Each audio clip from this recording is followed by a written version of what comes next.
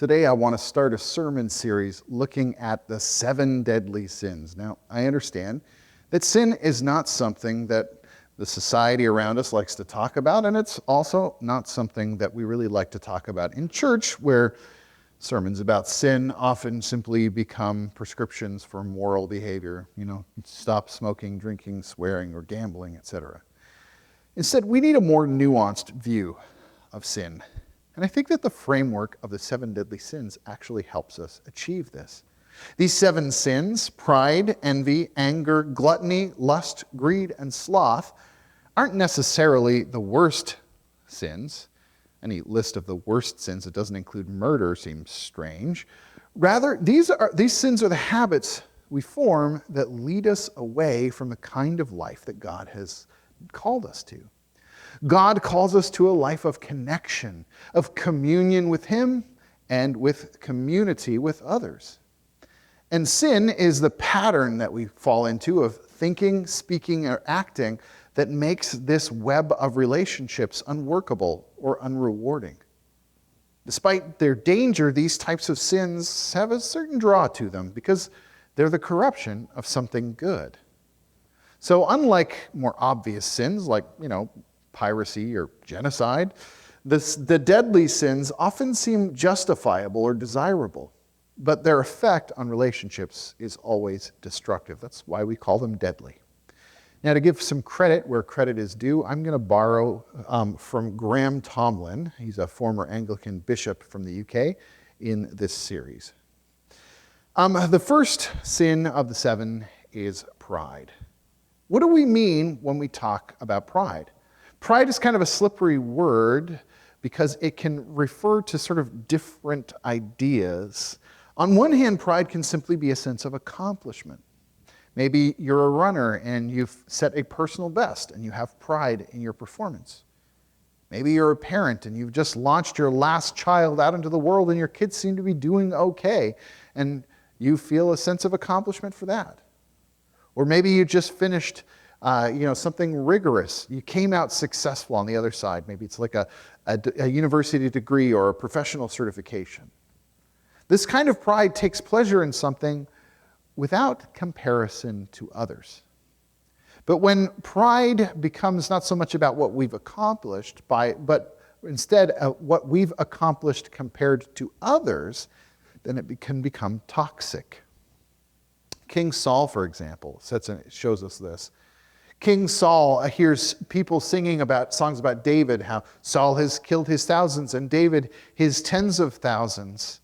And it's not enough that he's seen as heroic by his own people. He's annoyed because David is seen as more heroic. And then that jealousy that comes out of his pride becomes murderous. This kind of pride is petty and narcissistic. The kind of pride that we talk about as a deadly sin tries to establish a positive self-worth through bettering or mastering other people. That kind of pride always has corrosive effects on communities. So I want to look at 3 ways that it distorts relationships. The first and most obvious problem with pride is that it hides our faults. Sometimes our pride means that we work really hard to hide our faults from other people, but we're aware of them. Other times, our pride means that we are completely unaware of our faults. Consider this parable that Jesus tells. 2 men went up to the temple to pray, one a Pharisee and the other a tax collector. The Pharisee stood by himself and prayed, "God, I thank you that I'm not like other people, robbers, evildoers, adulterers, or even this tax collector. I fast twice a week and give 1/10 of what I get." But the tax collector stood at a distance. He would not even look up to heaven, but beat his breast and said, "God, have mercy on me, a sinner." I tell you the truth, that this man, not the other, went home justified before God.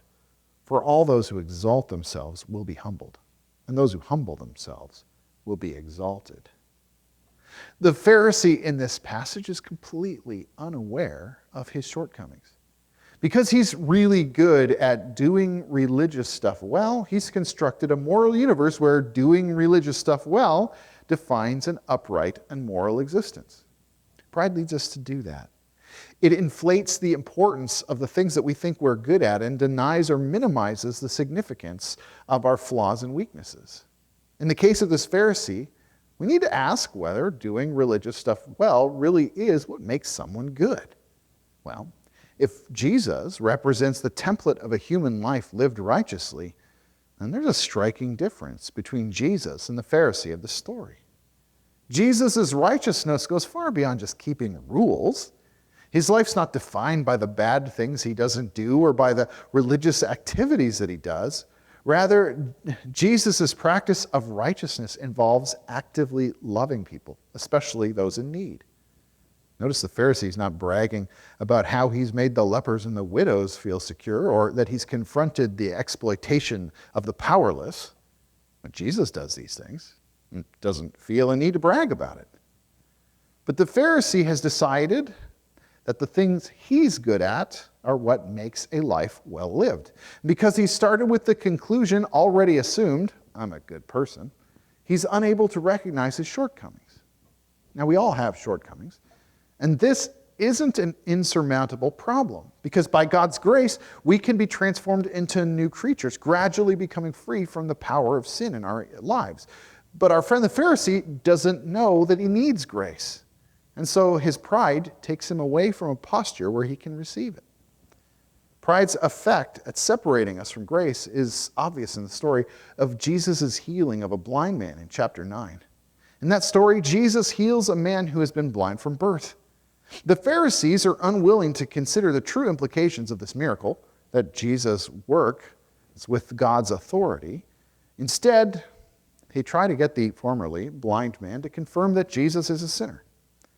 Jesus marvels at the irony that those who are wise, metaphorically, who can see clearly, don't perceive the truth while this blind man does. And then the story ends up with Jesus meeting up with the blind man, and then we have this exchange between him and some bystanders. Jesus said, "For judgment I came into the world so that the blind will see, and those who see will become blind." Some Pharisees who were with him heard him say this, and they asked, "What, are we blind too?" Jesus said, "If you were blind, you would not be guilty of sin. But now that you claim you can see, your guilt remains." Pride means that we are unable to see our sin, and so unable to seek the help that we need, so we will never improve. Pride tops the list of deadly sins because it traps us in sin, denying us the opportunity to receive God's grace that works to set us free. A second problem with pride is that it builds our sense of self on an unreliable foundation. Imagine you're shopping for a new house, and as you scroll through the listings on the local realtor app, you see a house that just seems too good to be true. It's spacious, it's modern, it's well designed, it just looks so wonderful, and you wonder how it could possibly be in your price range, or why it wasn't snapped up the instant it went on the market by the first vigilant buyer. So you organize a showing of the house. And you get there and you discover it's everything you thought it could be, except that it's built on swampy land, and the house is slowly but surely sinking into the ground. There's nothing they can do about it, and no insurer will ever insure it. Whatever the house is, if it's built on this sort of a foundation, it's going to be a disaster for it all. Now, psychologists tell us that our lives should be built on a positive self-image. Children who feel valued and unconditionally loved tend to thrive. And without the positive image that comes from these things, they often fail to reach their potential. And pride, at first glance, seems like a helpful place to cultivate a positive self-image, but it hides a danger. That sense of self must be maintained by performance that may be unsustainable. A few years ago, I remember listening to a podcast by Malcolm Gladwell where he was talking about the big fish from small pond problem. Many students at the most prestigious universities came out of high schools where they were used to being at the absolute top of their class. And then they find themselves in these hyper-competitive Ivy League schools where they're average, or heaven forbid, maybe below average in their class. And it's not that the work that they're doing at these schools is subpar, especially compared to the people who go to other schools, but these are people whose sense of self-worth was tied up in how they performed compared to the people around them. And so when they end up in this place where they're no longer the one who's the smartest in the room, well, their whole sense of their self collapses. When our sense of ourself is tied up on being the person who always performs, we are fragile. What happens when we fail? What if you're the salesman whose identity is tied up in being the one who always comes in first every quarter? But then, they hire a new hot shot and he outperforms you. What if you're the person whose value is always tied up in being the superstar on the, beer league hockey team that you play on? But, old age has its effect and you lose a step and suddenly you're no longer the star on the team. What if you're the person who prides himself on always doing what is right, but then you do something stupid in a moment of weakness that shows that you're not as righteous as you thought you were, and everybody else is aware of it, maybe like a DUI or something like that. Pride leads us to a fragile sense of self-worth that requires our unceasing performance. I had a similar experience to Malcolm Gladwell's people when I started at seminary. When I was in college and university, I was always at or near the top of my class, and I didn't realize that I was cultivating a sense of self that was tied in how I stacked up academically to other people. But when I started seminary at University of Toronto, getting a master's degree at a top-tier school is a little different. And instead of being the guy who felt secure because he was at the top of his class, I sometimes wondered if I was the dumbest person in the room. That was really hard. But it was also a blessing, because when I no longer could develop my sense of self from competing favorably with other people, I had to learn how to just not develop my sense of who I was from my performance. When your value is tied up in performance, it's exhausting. You can't stop, or you have to relearn how to evaluate yourself. But when you know that your value is independent of your performance, you can find a peace that eludes the proud. In Jesus' day, the Pharisees promoted the idea that a person's value was tied up in their personal holiness, as the Pharisee in Jesus' parable demonstrates. For people to preserve their self-worth, they had to run on a treadmill of religious activity. And it's to people who are burned out on this system that Jesus shares this good news. He says, "Come to me, all you who are weary and burdened, and I will give you rest. Take my yoke upon you and learn from me, for I am gentle and humble in heart, and you will find rest for your souls." Pride is exhausting, but we don't have to live that way.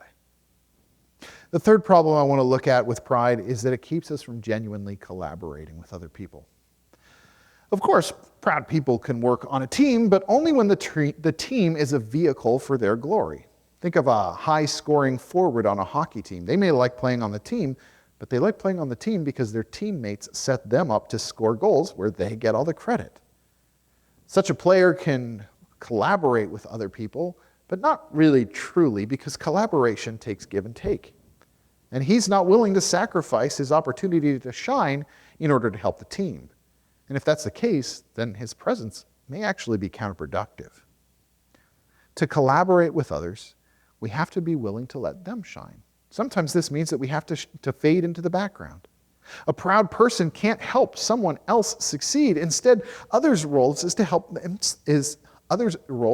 them succeed.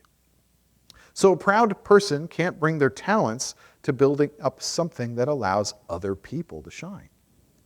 It's like the Hollywood cliche of actors in a movie whose egos are so big, who are so used to getting their own way that they can completely scuttle a production. Unfortunately, this isn't just something that happens in Hollywood. It happens in churches too, where pastors feel like their congregation's job is to become holy people so that they can look good. Or ministry leaders who do what they do because of the recognition that they get from it. If God's kingdom growing in our midst is of less importance to me than my personal glory, then I may be doing more harm than good. Because the church is not a place to show off how moral you are, especially compared to the other people you go to church with. Rather, the church is a place for broken people to experience God's mercy, often mediated by other broken people learning to experience God's mercy. And together we are all trying to become new creation. This is the only way. This only works when the church embraces the virtue that stands in opposition to pride, and that is the virtue of humility. If pride is our need for personal recognition, when it becomes more important than the good of the community, humility is when the good of the community is more important than our personal recognition. Jesus is the living embodiment of this virtue. If we follow his example, the complicated web of relationships between other believers and God works well. And this extends us with blessings, belonging, joy, and unity. Consider how Paul ties together the unity of the church with Christ-like humility in Philippians 2. He says, "Therefore, if you have any encouragement from being united with Christ, if any comfort from his love, if any common sharing in the Spirit, if any tenderness and compassion, then make my joy complete by being like-minded, having the same love, being one in spirit and of mind, one mind. Do nothing out of selfish ambition or vain conceit. Rather, in humility, value others above yourselves, not looking to your own interests, but each of you to the interests of others. In your relationships with one another, have the same mindset as Christ Jesus, who, being in very nature God, did not consider equality with God something to be used to his own advantage. Rather, he made himself nothing by taking the very nature of a servant, being made in human likeness. And being found in appearance as a man, he humbled himself by becoming obedient to death, even death on a cross. Therefore, God exalted him to the highest place and gave him the name that is above every name, that at the name of Jesus every knee should bow in heaven and on earth and under the earth, and every tongue acknowledge that Jesus Christ is Lord, to the glory of God the Father." So Paul is saying that if a community wants to be united, its members must learn to humble themselves. Easier said than done. I think this turmoil that not humbling ourselves can be seen in all sorts of different church communities throughout the ages. Right now there's a controversy brewing among our brothers and sisters in the Anglican communion. The Anglican community has long been split between progressives and traditionalists. On the progressive side, there are many who favor the ordination and consecration of women as priests and bishops. And of course, the blessing of same-sex unions. But on the more traditionalist side, there's a belief that women should not be in positions of highest leadership and that the church should not have anything to do with same-sex marriages. Both sides feel totally right and unwilling to consider accommodating the other. With the election of a progressive woman as the Archbishop of Canterbury, the first among equals leader of the Anglican Communion, those on the traditionalist wing are threatening leaving.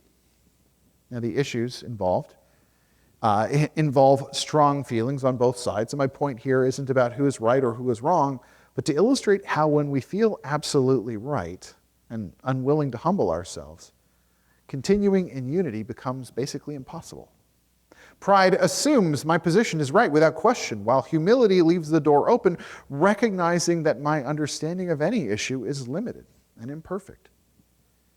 Humility also sees maintaining relationships as more important than settling every dispute in my favor. In other words, being together is more important than being right. Now, this isn't to say that we can compromise on everything. There are issues that are core, central issues to the Christian faith. Things like the divinity of Jesus and Jesus' death and bodily resurrection. But pride leads us to expand that list to include all of the things that we care deeply about, whether those things are rightly seen as core beliefs or not. We need to humble ourselves, of course, not just to exist as denominations or as in large groups, but also in our personal relationships. Consider marriage. One of the big fights that people can get into when they first get married centered around how you celebrate special occasions. Maybe you grew up celebrating Christmas in a particular way. Maybe every Christmas morning you'd get up and with your family you'd have a scrumptious feast of Christmas food. Then afterwards you'd gather around the tree and exchange presents. And then you marry this beautiful, wonderful someone. And on Christmas Eve, your first year together, that person sits down with you beside the tree and said, "Let's open our presents." And you say, "What? I'm sorry, that's wrong." Maybe in their family, they opened the presents before bed on Christmas Eve. But you say, "No, the way that I've always done it is the right way, the only way that it can properly be done." Well, if neither of you can humble yourselves, then this time that's supposed to celebrate our togetherness becomes a time of division between us. But if you can both humble yourselves and see that there might be some value in what the other person brings to the table, chances are you can come up with a workable compromise. Humility is the lubrication that allows relationships to work. Now, Paul says that Jesus is our example of humility. So what does Jesus' humility look like? Some people say humility is a bad thing because it means that we're a doormat, but don't let anybody tell you that Jesus was a doormat. Anyone who says that hasn't read the Gospels. Jesus was fearless in confronting religious authorities when their behavior was harmful to other people. Jesus does lay down his life for us, but it's not because he thinks that we're better and he doesn't deserve to live. Instead, he laid down his life because he loved us. So Christ-like humility doesn't mean that we don't have a positive sense of self-worth. Jesus' self-worth, though, is tied up in his relationship with God the Father. At Jesus' baptism, the voice of the Father comes from heaven saying that this is his Son, and he's pleased with him. Jesus doesn't need the approval of people. He doesn't need elite performance. He needs the approval of his Father in heaven. Because Jesus cares what God thinks rather than how he looks to people, he's able to embrace the life of servanthood. With the exception of dying on the cross, the single thing that Jesus does that most clearly illustrates his humility is the act of washing his disciples' feet. Foot washing, in that culture, was the work of slaves, and doing it would diminish people in the eyes of people, but not in the Father's eyes. That's why John highlights the paradox in telling the story of when Jesus washed the disciples' feet.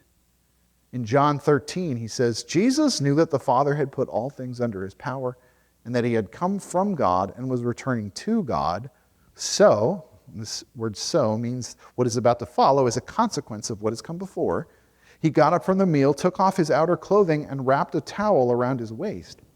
After that, he poured water into a basin and began to wash his disciples' feet, drying them with a towel that he wrapped around him. For Jesus, there's no disconnection between his exaltation and his service. These are two sides of the same coin. Now, lest we think that this is something that Jesus needs to do, but not us. Jesus doesn't let us off the hook here. He's quite explicit. He says, "Now that I, your Lord and teacher, have washed your feet, you should wash one another's feet. I've set you an example that you should do as I have done for you." One of the defining attributes of the church in its early centuries was the countercultural tendency of Christians of high status to forsake their status within the Christian community. High-bred aristocrats worshipped alongside slaves, not demanding the status that the world said that they deserved. For many Romans, it was a scandal. For the Father, it was something to be celebrated. So to wrap this all up, pride seems like a positive. It gives us a positive view of ourselves, but that positive self-image comes at a cost. It is an illusion because it keeps us from growing. It keeps us on a treadmill of performance that is ultimately exhausting, and it keeps us from collaborating, and our relationships are the poorer for it. So we need to avoid pride. Well, easier said than done. This week, as I was writing this sermon, I was also thinking about a person that I felt was a really not proud, or a really proud person. A person who always felt like they were righteous, and that as a consequence, while doing what he thought he was right, he was actually harming other people because principles were more important than people. And as I was thinking about this, I was getting a bit smug. And then I felt like the Holy Spirit said, "Seems you're pretty proud of being more humble than this guy." Yeah, guilty. It just goes to show how deceptive sin can be in our lives. But there is hope.